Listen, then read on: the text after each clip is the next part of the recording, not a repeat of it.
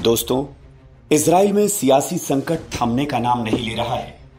यहां लगातार सियासी उथल पुथल देखने को मिल रही है। बार बार सरकार गिर रही है और पक्ष विपक्ष के पलड़े एक दूसरे पर भारी पड़ते जा रहे हैं। इजराइल में एक साल पहले बेंजामिन नेतन्याहू को प्रधानमंत्री की गद्दी से हटाकर बनी नफ्ताली बेनेट की सरकार भी अब गिर चुकी है। इजरायली प्रधानमंत्री नफ्ताली बेनेट के साथ एक डील के तहत विदेश मंत्री याइर लैपिड आने वाले कुछ दिनों के लिए देश की सत्ता संभालेंगे। वहीं दूसरी तरफ पूर्व प्रधानमंत्री और मौजूदा विपक्षी नेता बेंजामिन नेतन्याहू ने सत्ता में लौटने की कसम खाई है। प्रधानमंत्री बेनेट की सलाह पर राष्ट्रपति इसहाक हर्जोग ने इजरायली संसद यानी नेसेट को भंग कर दिया है। वहीं नफ्ताली बेनेट और याइर लैपिड संसद भंग करने के लिए सहमत हो गए।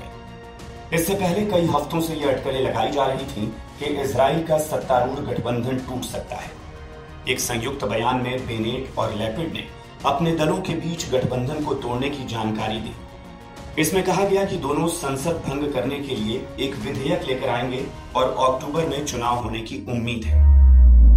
दोस्तों, इजराइल की राजनीति में मचा यह भूचाल किसी भी पार्टी को सत्ता में आने नहीं दे रहा है। यहूदी राष्ट्र 2022 के अंत में 3.5 साल में 5वीं बार चुनाव का सामना करने जा रहा है। इजराइल में दशकों से किसी भी एक पार्टी को बहुमत नहीं मिला है। इसका कारण है कि मजबूरी में हर बार गठबंधन की सरकार बनती है, लेकिन कई बार वो अपने कार्यकाल को पूरा किए बिना ही गिर जाती है। ऐसे में सवाल उठता है कि इजराइल की चुनाव प्रणाली में गलत क्या है, जिससे इजराइल की राजनीति में अस्थिरता पैदा हो रही है। यहां राजनीति में मच रहे भूचाल के पीछे चुनावी प्रणाली क्यों जिम्मेदार मानी जा रही है? इस वीडियो में हम इस बारे में बात करेंगे। इसके साथ ही जानेंगे कि आखिर ऐसा क्या हुआ है जिसके चलते इजराइल में राजनीति में इतनी उठापटक हो रही है। यहां बार बार सरकारें बदल रही हैं और अपना कार्यकाल पूरा नहीं कर पा रही। लेकिन उससे पहले यहां की चुनावी प्रक्रिया के बारे में भी जान लेते हैं। दोस्तों, इजराइल की संसद को नेसेट कहा जाता है। नेसेट प्राचीन हिब्रू शब्द है जो यहूदी परंपरा के मुताबिक 120 ऋषियों और पैगंबरों की एक विधानसभा थी। नेसेट के सदस्य का कार्यकाल 4 साल का होता है। इसी के जरिए इजराइल के प्रधानमंत्री और राष्ट्रपति का चुनाव होता है। नेसेट में ही इजराइल का कानून बनता है।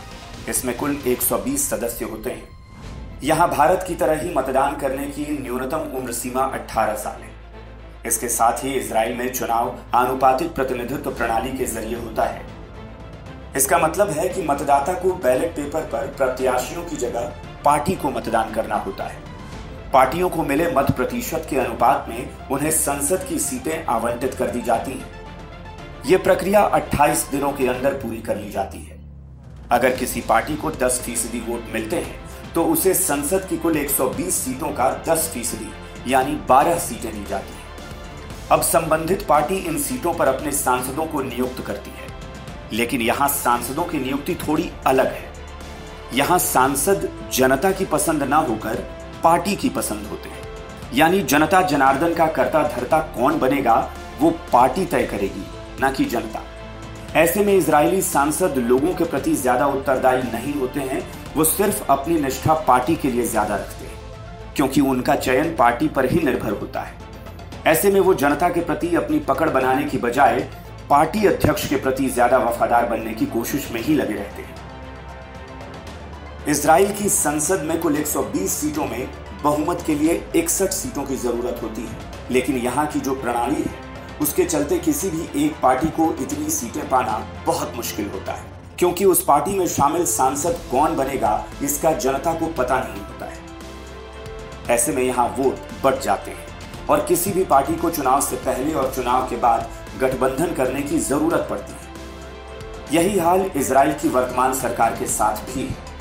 बार बार सरकार गिरने और बनने के पीछे इजराइल की चुनावी प्रणाली को ही दोषी माना जा रहा है। वर्तमान इजरायली गठबंधन सरकार के नेताओं नफ्ताली बेनेट और याइर लैपिड ने घोषणा की है कि वो इजराइल के 36वें नेसेट को भंग करने और चुनाव में जाने के लिए आगे बढ़ेंगे। तो किसी को आश्चर्य भी नहीं हुआ, क्योंकि ऐसा बार बार हो रहा है। यहां आपको बता दें कि इस सरकार में अलग अलग विचारधारा रखने वाली 8 पार्टियां शामिल थी। हालांकि अब इस गठबंधन में शामिल कई पार्टियों ने ऐलान किया है कि वो भविष्य में अकेले चुनाव लड़ेंगे और अपनी सीट हासिल करके सरकार बनाएंगी। यहां आपको बता दें कि इजराइल संसद में किसी भी पार्टी को नेसेट यानी संसद में पहुंचने के लिए कुल मतदान में से न्यूनतम 3.25% वोट पाना जरूरी है। अगर किसी पार्टी का वोट प्रतिशत 3.25 से कम होता है तो उसे संसद में सीट नहीं दी जाती है। चुनाव से पहले इजराइल की हर पार्टी अपने उम्मीदवारों के प्रेफरेंस के आधार पर एक सूची जारी करती है और इसी के आधार पर चुनाव में जीत के बाद सांसद को चुना जाता है। अगर किसी सांसद की कार्यकाल के दौरान मौत हो जाती है तो इस सूची में शामिल बाद के नेताओं को मौका दिया जाता है। इजराइल की राजनीति में अप्रैल 2019 के संसदीय चुनावों के बाद अधिकांश नेसेट सदस्यों के दक्षिणपंथी होने के बावजूद इजराइल की सबसे बड़ी पार्टी लिकुड पार्टी के प्रमुख बेंजामिन नेतन्याहू सरकार बनाने में असमर्थ रहे, क्योंकि उन्हें बहुमत नहीं मिला था और उन्होंने नेसेट को भंग करने का ऐलान कर दिया। 6 महीने बाद एक और चुनाव में भी सरकार नहीं बनी और नेसेट अपने आप भंग हो गई। फिर मार्च 2020 में नेतन्याहू और ब्लू एंड व्हाइट पार्टी के प्रमुख बेनी गैंट्स के बीच गठबंधन हुआ, जिसके बाद इजराइल में सरकार बनी। लेकिन उसी साल दिसंबर में यह सरकार गिर गई। उसके बाद मार्च 2021 में फिर चुनाव हुए और नेतन्याहू की पार्टी लिकुड और उसके सहयोगी दल बहुमत नहीं पा सके। इस कारण विपक्षी नेता नफ्ताली बेनेट ने याइर लैपिड और बाकी की 8 विपक्षी पार्टियों के साथ मिलकर सरकार बनाई, लेकिन यह सरकार भी 1 साल से ज्यादा सत्ता में नहीं रह पाई। एक सांसद के इस्तीफे के बाद नफ्ताली बेनेट की सरकार अल्पमत में आ गई, जिससे इजराइल की सरकार का भविष्य अनिश्चितता में डूब गया है। बेनेट की सरकार के पास विपक्ष से मात्र 1 सीट अधिक थी। वहीं नेतन्याहू सत्ता में आने के लिए लगातार जोड़तोड़ में लगे हुए थे।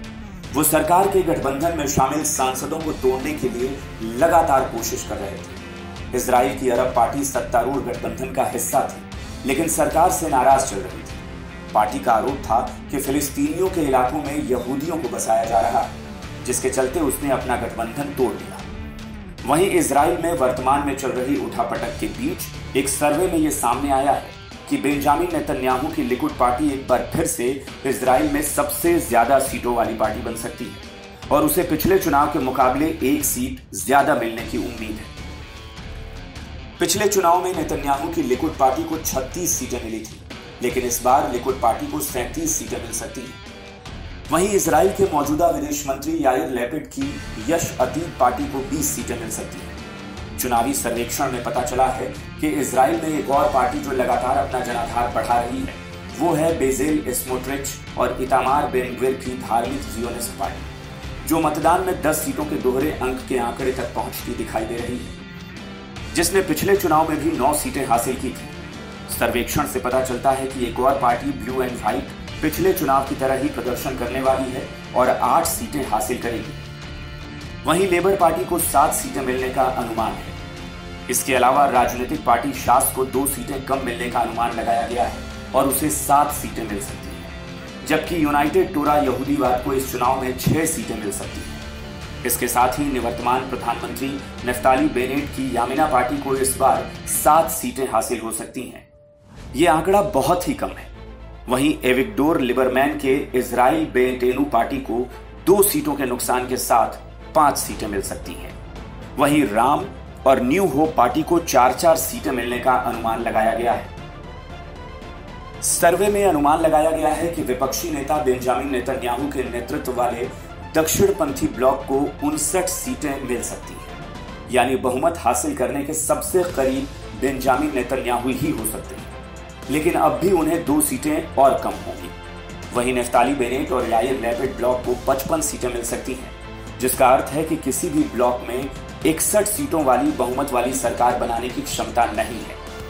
अब देखने वाली बात यह होगी कि इजराइल की राजनीति का बादशाह कौन बनता है और वो कितने समय तक यहां राज कर पाता है, या फिर यहां की चुनावी प्रणाली ही बदल जाएगी।